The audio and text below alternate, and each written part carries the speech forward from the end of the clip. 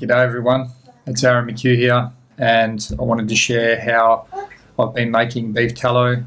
I'm exploring, trying to find better ways, and I have my daughter here making lots of noise. Shh.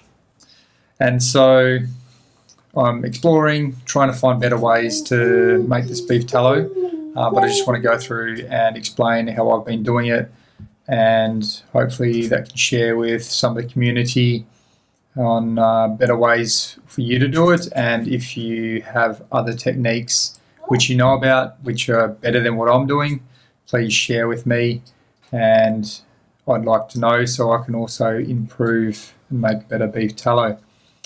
Okay, so I'll just run through the process. So what I generally do is I go out and I source a nice beef rump, okay, with nice and lots of fat on it.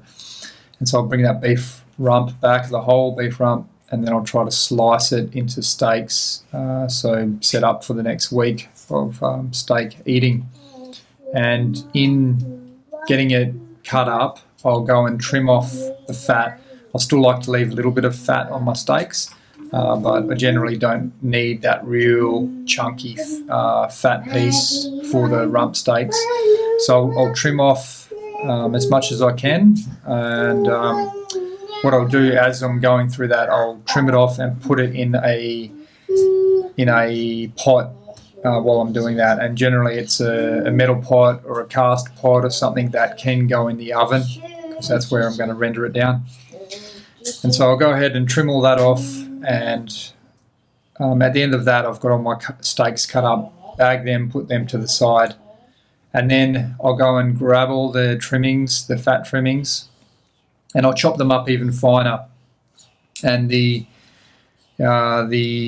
thought process around that is just trying to get lots of surface area, which will help the fat render out and make more tallow from the same amount of fat. And so chop that up nice and real fine, mix it all up and put it in the pot, and then I'm going to put it into the oven. And I'm generally setting the oven quite low at around 90 degrees, but I have seen on the internet that you can have that different temperature ranges. You probably don't want to go much above 100 degrees Celsius, that is. That would maybe start burning your fat a bit quicker.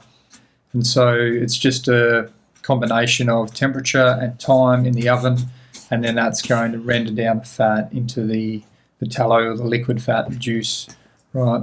So what I'll do after that is, after an hour or so in the oven, go ahead and take it out, see how it's going. I'll get a potato masher, mash it all down, and generally it's going pretty good by then, but can do with a bit more time. And so put it back in the oven, finish it off the next hour or two, bring it back out, mash it up, and then if it's looking pretty good, there's not much fat left. It's mainly just gristly bits, chunky bits of meat and tendons and that sort of things. It's not really going to render down, so that's it, it's done, it's good to go. So then go ahead and take that juice, get a container and one of those strainers, the wire mesh strainers, okay, set that up, pour everything in, and set the mesh strainer up with some paper towel in it, filter it all through, okay, and you're probably going to need something to jam it down in there to help squeeze all the tallow out. And then yeah, you've got your tallow set up in your container, lid it, put it in the fridge, and if you've done it well, you haven't had it too hot and burning, and you filtered it nicely, you'll end up with a nice white tallow. And so I'll show you in this video of I did that. I had to cut it short in this in this making the tallow, just because I had a commitment and I had to head out quicker than I would have liked. So I wasn't able to render it all down and only ended up with a small batch. But I've done previously and got much larger batches from the same amount of fat. So it works pretty well, and yeah, hopefully this is useful to the community. And if you've got any improvements on my technique, please let me know. I want to document these and build up the information in the carnivore community here. Yes, you're still singing in my video, hey? I don't know where. All right, come up here. Oh.